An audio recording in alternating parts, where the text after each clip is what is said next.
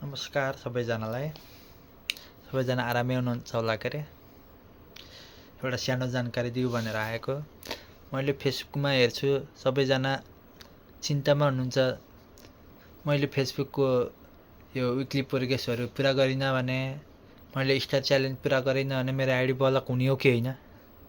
Block हुन्छ, मेरो ID block हुने भयो भनेर धेरै साथीहरूले मलाई मेसेज पनि गर्नुहुन्छ।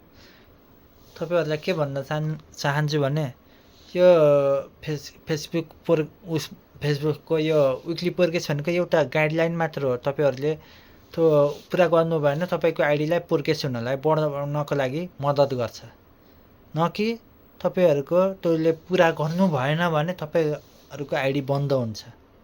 कहीँ फेसबुकमा कहीँ पनि लेखेको छैन है, मैले पनि जानकारी लिएअनुसार हेरेअनुसार कहीँ पनि लेखेको छैन तपाईँले विकली ट्याक्स स्टार च्यालेन्जहरू पुरा गर्नु भएन भने तपाईँहरूको आइडी ब्लक हुन्छ। सबैजनाले मिहिनेत गर्नु, अवश्य सफल बन्न सकिन्छ। कोही पनि चिन्तामा नपर्नु होला।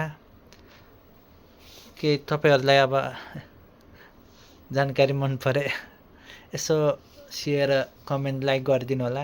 यसो बोल्ने अझै नयाँ कुराहरू दिने मौका पुग्न सक्छ।